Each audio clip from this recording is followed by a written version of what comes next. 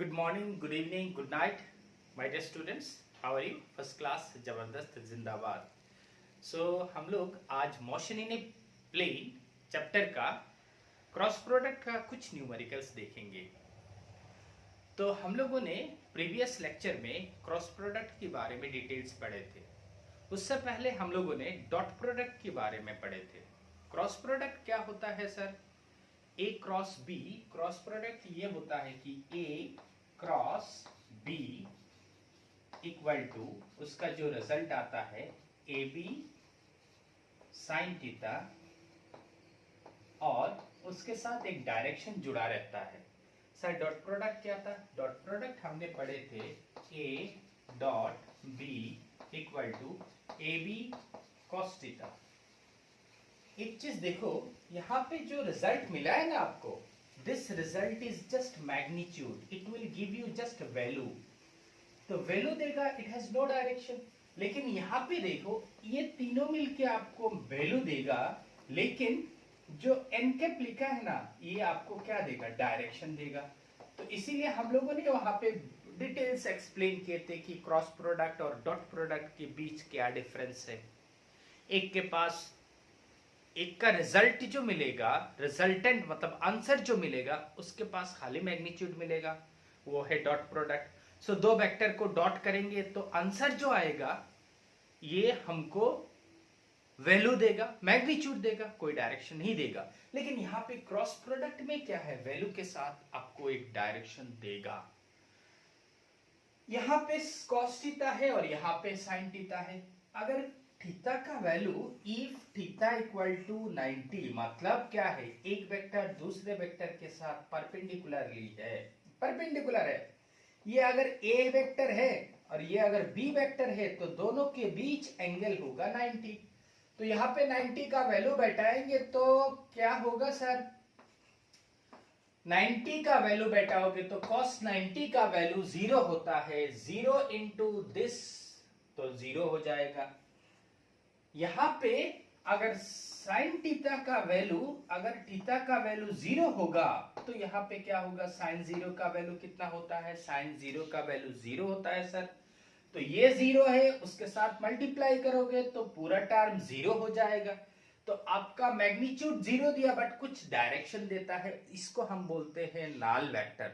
जिस वेक्टर का मैग्नीट्यूड 0 होता है बट एक डायरेक्शन देता है, ये होता है नल वेक्टर सर। तो A cross B is equal to 0 vector.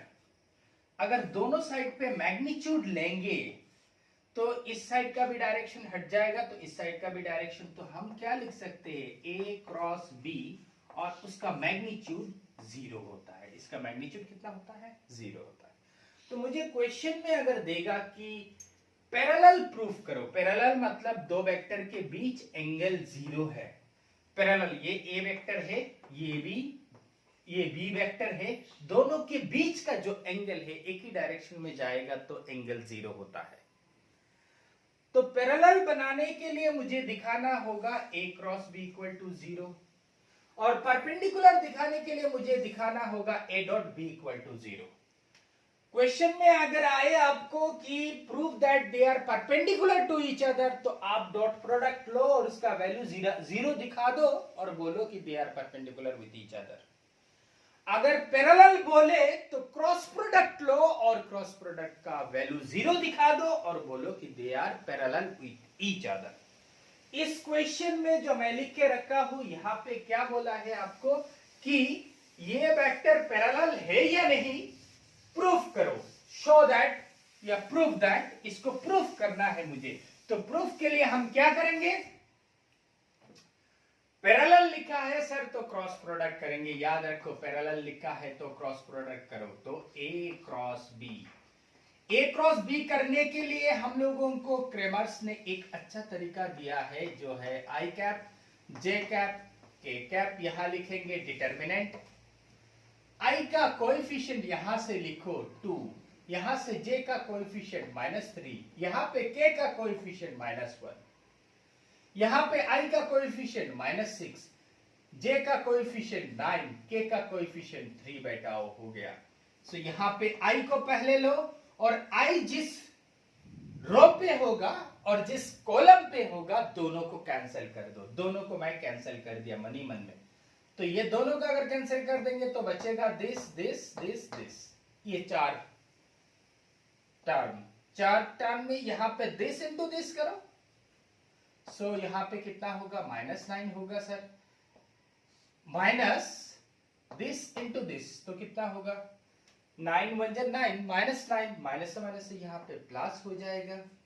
Minus J cap लिखो, आपको समझ में आ गया है, मुझे मालूम है। यहाँ पे लिखो, जे का कॉलम को कैंसिल करो, उसी तरह जे का कॉलम को कैंसिल किया, रो को कैंसिल किया, ये बचा 3 2 जा 6, माइनस 3 माइनस हो जाएगा तो -6। 3 माइनस मतलब एक फॉर्मूला का माइनस, यहाँ पे एक माइनस, यहाँ पे एक माइनस, तो 3 - 6 प्लस के कैप लिखो।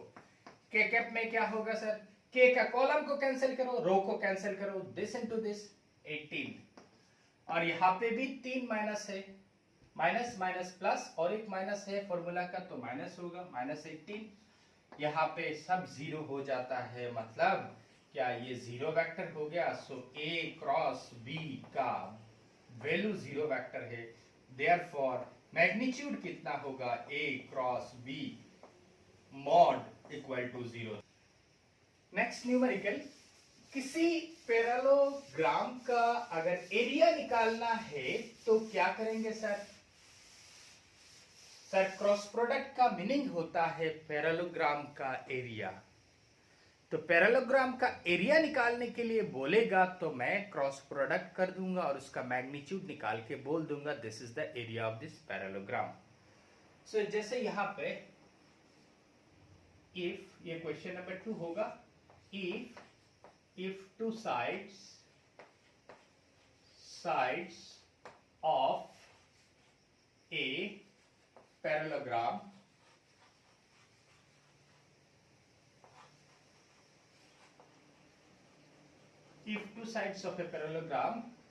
is a vector equal to twice I cap minus j cap plus 5 k cap and b vector is equal to minus thrice I cap plus twice j cap plus 4 k cap. Find the area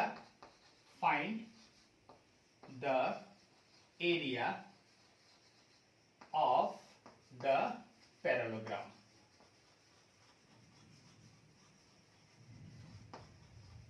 इसी parallelogram का area निकालना है। तो मैं पहले भी बोल दिया कि क्रॉस प्रोडक्ट मतलब एरिया ऑफ ए पैरेललोग्राम। तो क्रॉस प्रोडक्ट निकालेंगे, solution area of the parallelogram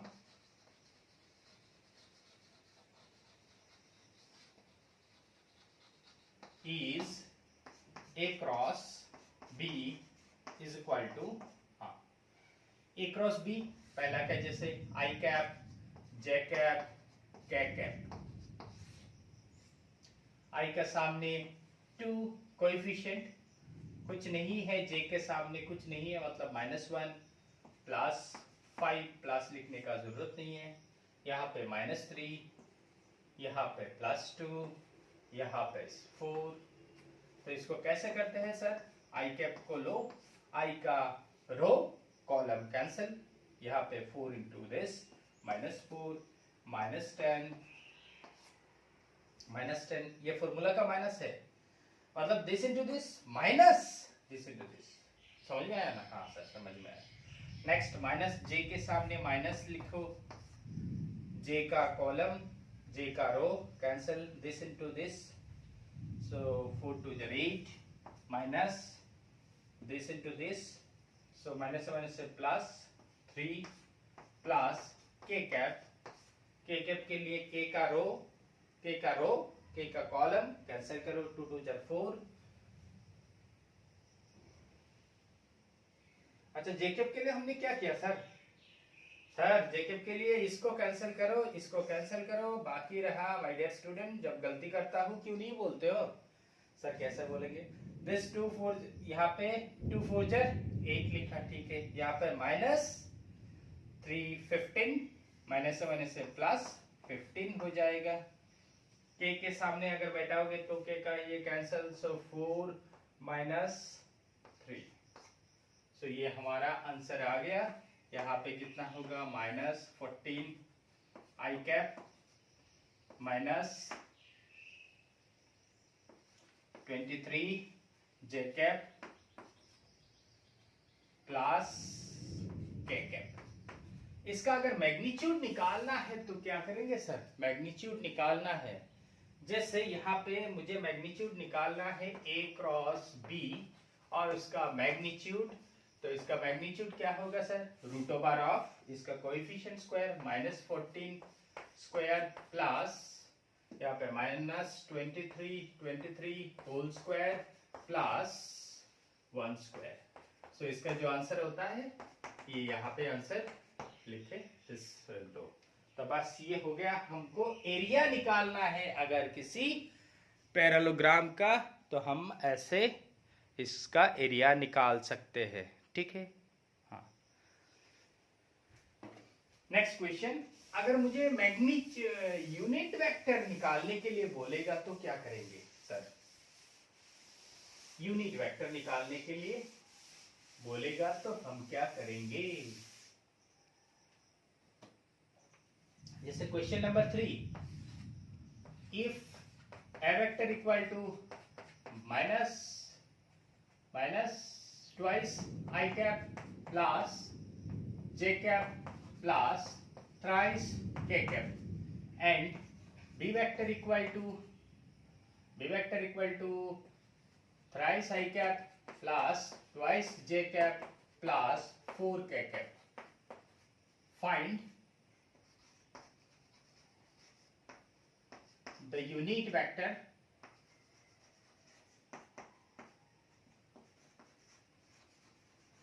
of the resultant।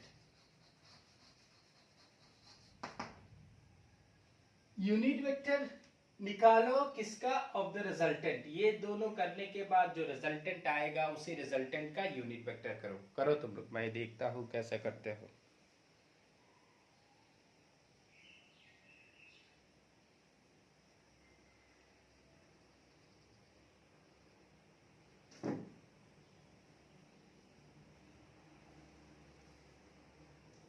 ठीक है।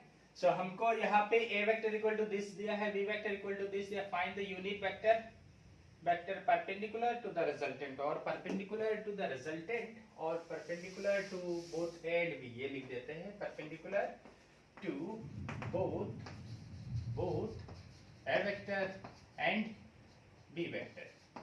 सो इसको करने के लिए हम क्या करेंगे सर, हमको मालूम है, वी नो, अगर a वेक्टर होगा तो उसका दो पार्ट है, a मैग्नीट्यूड ऑफ a और इसका डायरेक्शन जुड़ा रहता है। तो सिमिलरली यहाँ पे अगर a क्रॉस b ये एक ही वेक्टर है, इसका पहले मैग्नीट्यूड लिखेंगे, मतलब mod of a cross b, और उसके साथ एक डायरेक्शन दे देंगे। सो ये डायरेक्शन ही है एन कैप का वैल्यू, एन कैप ही आपको डायरेक्शन देता है। हमने पहले देखा था कि एन कैप क्या होता है और एन कैप का डायरेक्शन कैसे निकालते हैं। एन कैप मतलब ये एक वेक्टर है एक प्लेन में, दोनों वेक्टर एक ही प्लेन में है ए बी, तो उसका unit vector A cross B करेंगे तो हम कैसे करते हैं, ए पे रखो, कर्ल करो फिंगर को बी की ओर और ये डायरेक्शन आपकी ओर देगा। तो आपकी ओर मतलब ये इस प्लेन में दोनों वेक्टर था, ये डायरेक्शन परपेंडिकुलर हो गया, मतलब ए और बी का वैल्यू, ए और बी के साथ एन कैप का डायरेक्शन परपेंडिकुलर है। ए एंड बी जिस प्लेन में है उस प्लेन का परपेंडिकुलर डायरेक्शन एन कैप का है।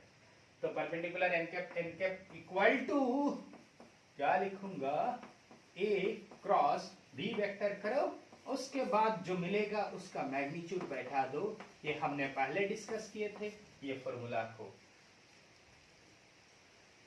तो क्रॉस प्रोडक्ट दोबारा करना है तो क्या करेंगे सर, ए क्रॉस बी पहले निकाल दो, ए क्रॉस बी का वैल्यू आई कैप, जे कैप, के कैप लिखा। ठीक है, यहाँ पे आई का कोएफिशिएंट -2, जे का कोएफिशिएंट 1, के का कोएफिशिएंट 3, यहाँ पे 3, यहाँ पे 2, यहाँ पे 4। So I cap into I cap this column में है, रो में है, कैंसिल करो दिस इनटू दिस, मतलब 4 माइनस दिस 6।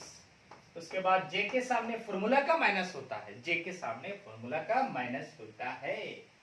जे का दिस कैंसिल कर दो, दिस इनटू दिस कितना होता है -8 -9 प्लस के कैप। के कैप के लिए क्या करेंगे, ये को कैंसिल कर दो। तुम लोग अगर पूरा काट दोगे डिटरमिनेंट को तो नहीं चलेगा, मैं समझाने के लिए बोल रहा हूँ। पेंसिल से पहले एक बार काट के बाद में उसको इरेज कर देना। ठीक है, के कैप के लिए क्या होगा, के का ये कैंसिल कर दिया, दिस इनटू दिस -4 -3 -3। तो हमने इसका वैल्यू जो आएगा यहाँ पे -2 आई कैप माइनस, यहाँ पे माइनस माइनस कितना होगा 17, माइनस माइनस से प्लस 17 जे कैप, यहाँ पे -7 के कैप। बारिश आ गया, कोई प्रॉब्लम नहीं सर। ए क्रॉस बी। अभी मुझे क्या चाहिए, यहाँ पे ए क्रॉस बी तो निकाल दिया, अभी इसका मैग्नीट्यूड चाहिए। So mod of A cross B, mod of A cross B क्या होता है, √ओवर of -2 whole square plus 17 square plus -7 whole square. इसका जो वैल्यू आएगा यहाँ पे इसमें पुट करो, यहाँ पे इसका वैल्यू पुट करो और एन कैप का वैल्यू मुझे दिखाओ कितना होता है। ठीक है, होमवर्क है। एन कैप इक्वल टू कितना होगा, ये होमवर्क है, करके मुझे देना होगा। ठीक है, अच्छा साउंड सुनाई दे रहा है ना, बारिश हुआ मध्यम, इसीलिए साउंड थोड़ा इधर उधर हो सकता है।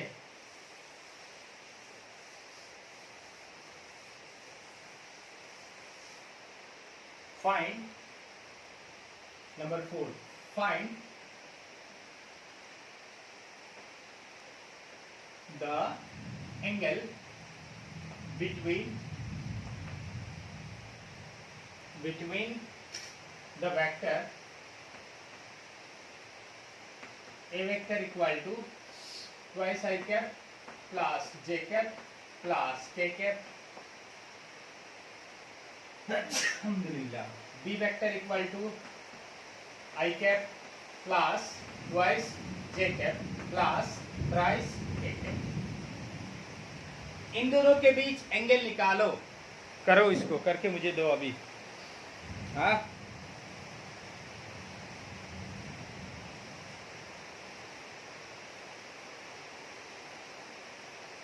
अच्छा सर, अगर खाली बोले कि find the angle between them तो हम क्रॉस प्रोडक्ट भी यूज कर सकते हैं, डॉट प्रोडक्ट भी यूज कर सकते हैं, क्योंकि मुझे थीटा का वैल्यू निकालना है।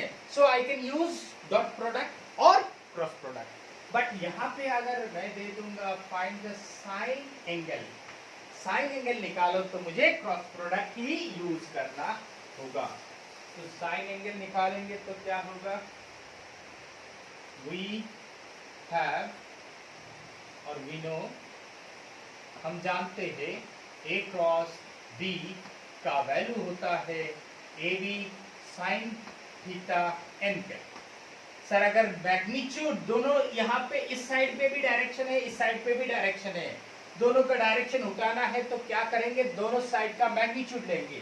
So implies mod of A cross B equal to A B sine theta, यही होगा ना। यहाँ पे डायरेक्शन गायब हो जाएगा क्योंकि इस साइड पे मॉड दिया है, इस साइड पे भी मॉड दिया है। मॉड डायरेक्शन को खा जाता है, बहुत बार बोला है। So implies sine theta equal to magnitude of A cross B divided by magnitude of A into magnitude of B. Implies, अच्छा ठीक है, पहले ये कर देता हूं। तो मुझे क्या निकालना है, यहाँ पे ए क्रॉस बी निकाल के उसका मैग्नीट्यूड निकालना है। तो ए क्रॉस बी हम कैसे निकालते हैं सर, क्रेमर्स रूल से। ए क्रॉस बी, आई जे के, ठीक है। आई का वैल्यू, आई का कोएफिशिएंट 2, जे का कोएफिशिएंट 1, के का कोएफिशिएंट 1, यहाँ पे आई का कोएफिशिएंट 1, जे का कोएफिशिएंट 2, के का कोएफिशिएंट 3। सो आई इनटू, ये कैंसिल कर दो, ये कैंसिल हो जाएगा तो ये टर्म 3 माइनस 2 माइनस जे कैप, ये कैंसिल हो जाएगा तो दिस इनटू दिस, 3 2 जा 6 माइनस 1 प्लस के कैप, के कैप के लिए ये कैंसिल हो जाएगा तो ये दोनों बचा 4 माइनस 1।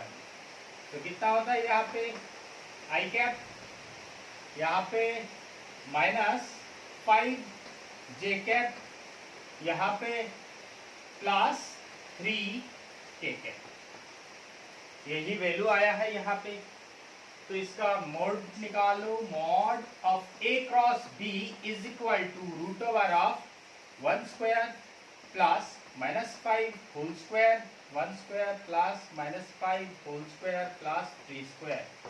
तो यहाँ पे रूट ओवर 1 प्लस 25 प्लस, भूल जाता हो तुम लोग हो प्लस 9, तो कितना आता है 10 35, तो 35 वैल्यू आया है सर। अभी मुझे ए का और बी का अलग से मुझे इसका मैग्नीट्यूड निकालना होगा। So mod of A vector equal to nothing but this A is equal to root over of 2 square plus 1 square plus 1 square equal to कितना होता है 4 4 5 6, तो 6 हुआ। यहाँ पे b का वेक्टर बेटाओ, b vector is nothing but b is equal to root over of 1 square plus 2 square plus 3 square, 1 square plus 2 square plus 3 square. So 9 10 14 equal to root 14। ये दोनों का वैल्यू पुट करो, तो यहाँ पे मुझे थीटा का वैल्यू निकाल के दिखाओ। Theta equal to sine inverse of यहाँ पे इसका कितना आया था 35, इसका कितना आया था रूट 16, इसका कितना आया है रूट 14। तो ये वैल्यू बाकी कैलकुलेट करके मुझे दिखाओ, ठीक है। तो हमने तो ठीक किया है, कुछ गलती तो नहीं किया है, एक बार देख लो, चेक कर लो, क्योंकि तुम तो बोलोगे नहीं, हम ही चेक कर लेते हैं।